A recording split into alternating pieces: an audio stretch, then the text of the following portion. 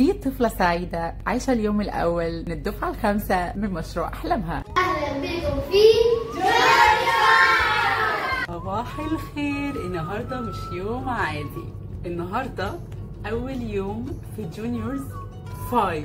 معرفش، أنا مش مصدقة بصراحة. الحمد لله الحمد لله الحمد لله إن الحلم الكتكوت اللي كان عندي من كام سنة، متأثرة بروايتي المفضلة، إن نفسي يكون عندي أطفال جونيورز، طلاب في الفن وفي الحياة. النهاردة بيبدأ الدفعة الخامسة منه، وانه باي ذا اند اوف ذا داي هيبقى عندي 33 جونيورز. الحمد لله الحمد لله الحمد لله. وما رميت اذ رميت ولكن الله رمى. بس انا مش مصدقه الحمد لله ان ده حياتي.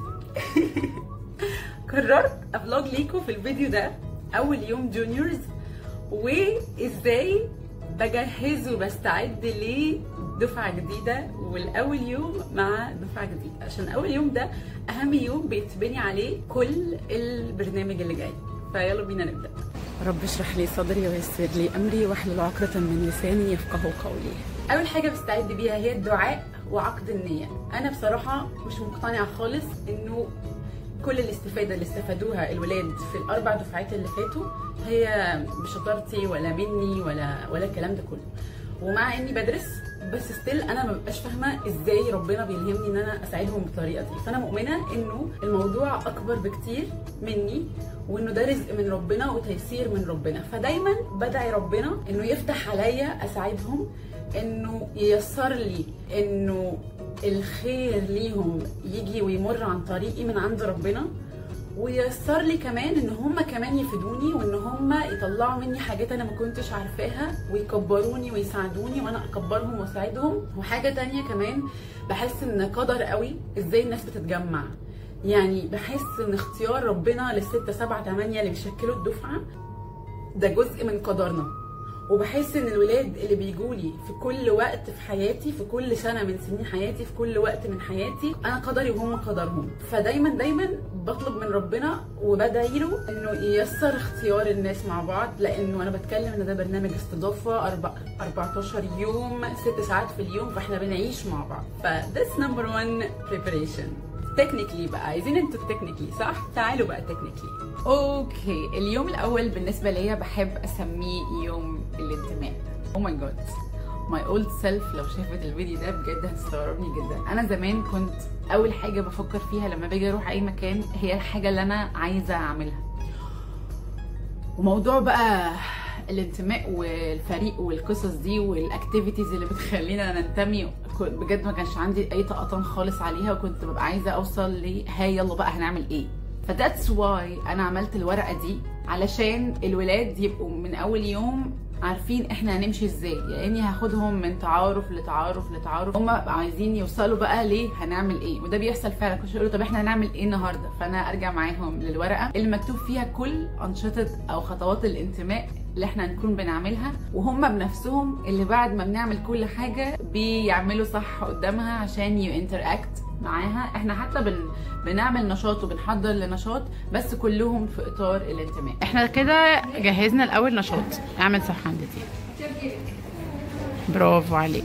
وليه بقى الانتماء موضوع مهم جدا؟ لانه زي ما قلت لكم هم هيقعدوا في المكان ده شهور، وبرده هو جونيورز جزء منه كبير تنموي، وبيركز على بناء الشخصيه والعقليه والمشاعر كمان. فهو موضوع الانسانيات هو مهم جدا فيه بقدر ما الارت مهم جدا جدا فيه. فموضوع الانتماء ده مهم قوي للفريق، للمكان، لبعض، للمشروع اللي هم جزء منه. وانا كل شويه اقول لهم انتوا جونيورز 5 جونيورز 5 جونيورز 5، فلازم يعرفوا هم 5 من ايه الحاجه اللي هم 5 منها. فاول حاجه بنتعرف على بعض. عمر، ابراهيم، حبيبه، حمزه، مريم، نور، مروه، علا، سلوى، خلال. ما تسقفوش ليه؟ ابراهيم، حبيبه، حمزه، مريم، نور، مروه، علا، سلام،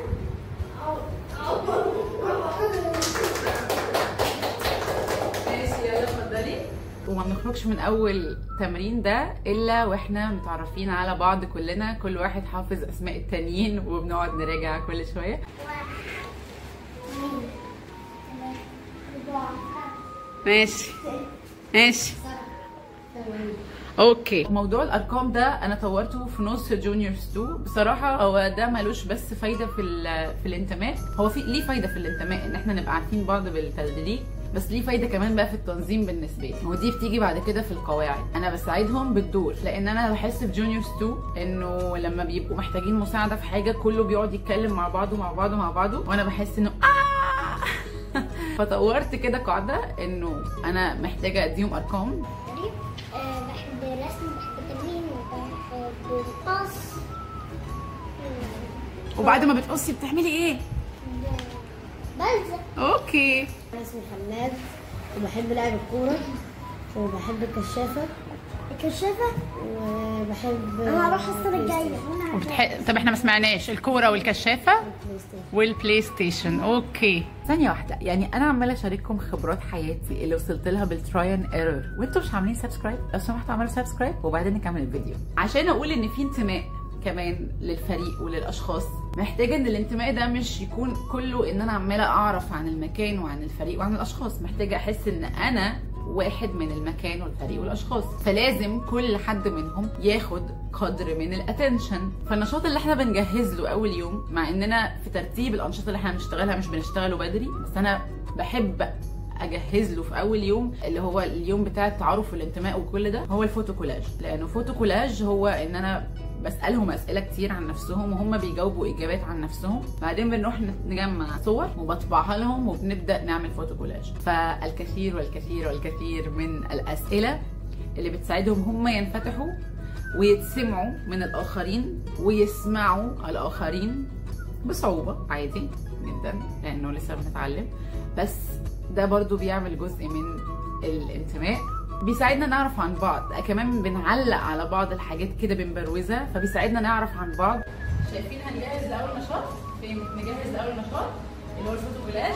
النهارده هكون بسالكم اسئله اكتر بكتير عن الحاجات اللي انتوا بتحبوها، واللي بيعرف يكتب هيكون بيكتب، واللي مش بيعرف يكتب انا وسلوى مثلا هنكون بنساعده ان هو يكتب، ونروح البيت نجمع صور وتبعتوها لي اطبعها، والمره الجايه او المره اللي بعد الجايه مره من المرات هنكون بنعمل لوحه بتعبر عن الحاجات اللي احنا بنحبها. ماشي؟ ده صفوت، ده اسمه صفوت، وصفوت شبه واحد هنا، صفوت كان في جونيورز 1. صفوت بيحب حاجات شبه حد فيكم.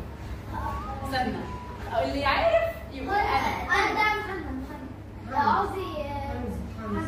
انا اصلا مش فاهم كويس. طب انا هوريكم الحاجات بتاعت صفوت. انا عارف خلاص. ده بيحب زيي. بيحب ايه؟ ونفسه لما يكبر يكون ايه؟ يكون في الجيش.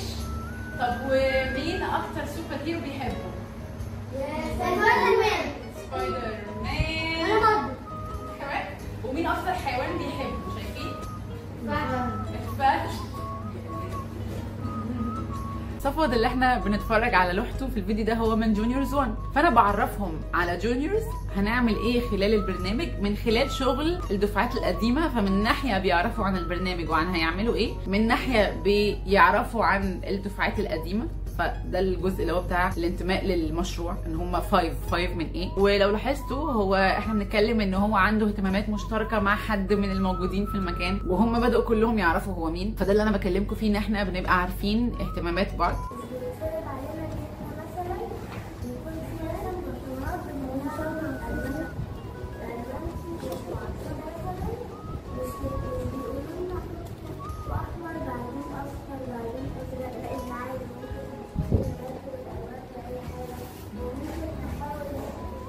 دي رسالة كانت مسجلها ليهم انجي، وكان في رسالة تانية من جانا بس مش هتعرفوا تشوفوها من التدافع على الشاشة. بحب اشجع الدفعات الاكبر انها تعمل فيديوهات ترحب بالدفعات الجديدة، وبحب الدفعات الجديدة تتفرج على الفيدباك بتاع الدفعات القديمة عشان برضو نعمل بوندنج. القواعد شباب، احنا لما واحد يكون بيقرأ هنسمعه، اتفقنا؟ يلا يا مروة. قواعد ايه؟ مكتوب الفريق. قواعد الفريق.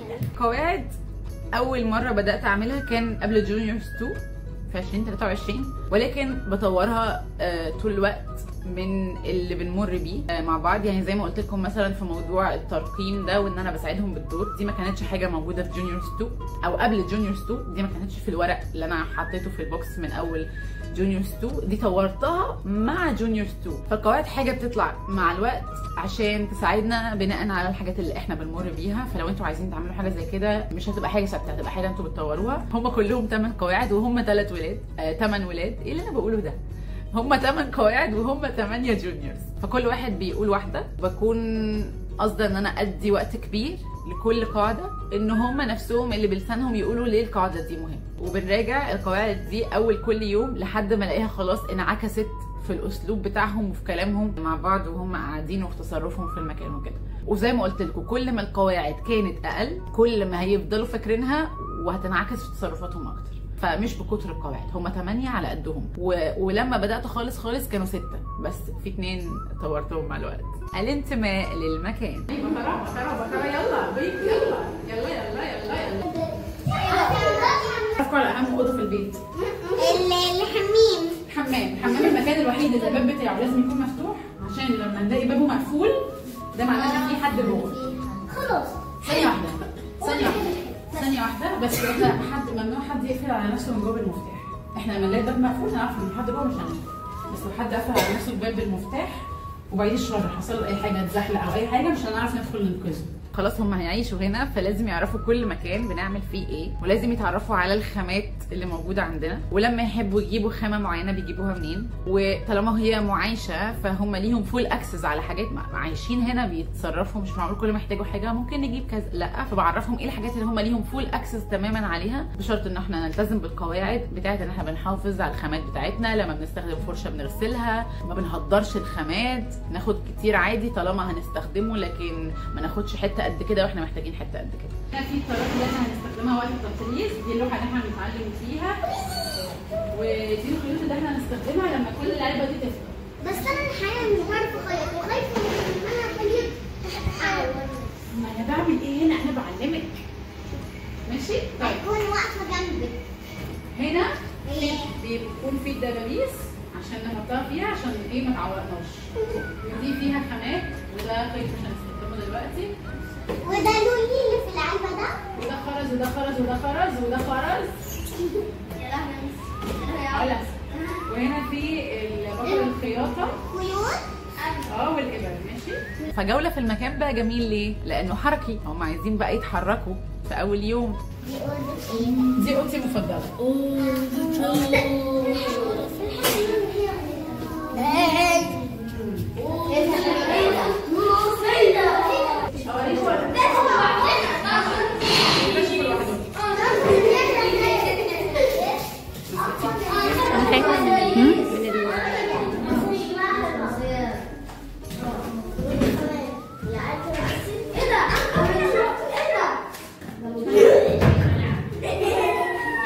اخر فقره هي فقره الباكينج بتاع اصنع صديقك المفضل. هنا بقى بينتموا للمؤسسه لعلا بشير ارت ستوديو. انتوا كل ما تيجي تديني ادي النور حطي فيه 1 جلو.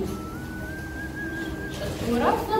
يلا خدي العلبه اللي مريم خلاص خدي العلبه دي. مروه حطي فرشه حطي فيها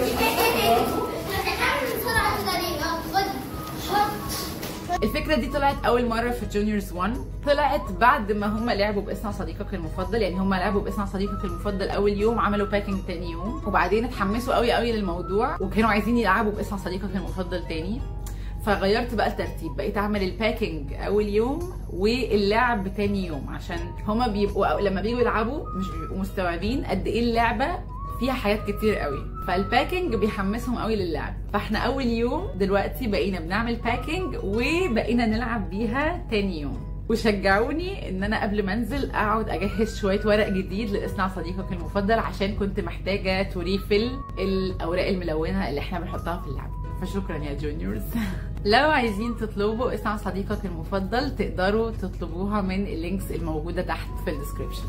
وده بيكون اخر نشاط تحضيري واخر نشاط بيساعد الولاد على الحضور في اليوم الاول من جونيورز. من اليوم الثاني بقى بنبدا ارت كتير جدا. بنعمل انواع فنون كتير قوي قوي قوي، وبرده بنشتغل على الكاركتر بيلدينج، بنكبر بلذاذه وبامان، كل واحد على ذوقه. فلو عايزين تشوفوا تفاصيل اكتر عن اللي بنعمله في جونيورز هتلاقوني دايما بنزل كتير قوي على انستجرام وفيسبوك، فهتلاقوا اللينكس كلها تحت في الديسكربشن، وهتلاقوا ستوريز كمان، هتلاقوا في هايلايتد ستوريز ممكن تتابعوها هتتبسطوا قوي. ولو عايزين ولادكم يكونوا جزء من جونيورز ممكن تبعتوا لي مسجز بقى هناك فيسبوك وانستجرام. لو عايزين تطلبوا اصنع صديقك المفضل للبيت فبرضه ابعتوا لي على انستجرام. على فكره اصنع صديقك المفضل كبار بيستخدموها عادي، انا بكتب عليها من 7 ل 70 عشان نستخدمها عادي. ولو عايزين تسالوني اي اسئله عشان تخططوا للبرنامج الفني بتاعكم، اتوقع عندي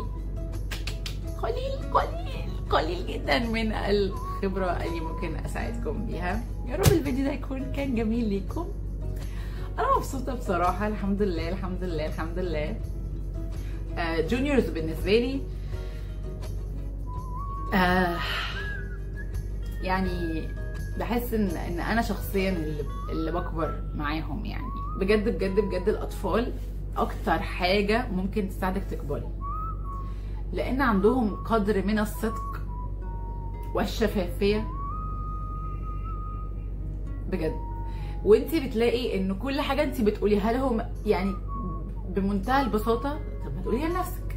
يعني انا اللي ساعدني جدا جدا ان علاقتي بالفن تكون حره، وان علاقتي بنفسي تكون اكثر رحمه، هي المساحه بتاعت الحريه اللي انا بديها لهم والرحمه اللي انا بديها لهم، وان احنا بنتعلم من الغلط، وان اللي باظ ممكن يتصلح، وان احنا ناخد وقتنا، وان احنا مش شبه بعض، وان دي حاجه جميله، وان احنا ما بنعلقش نقول لحد حاجه على حاجه ان هي وحشه.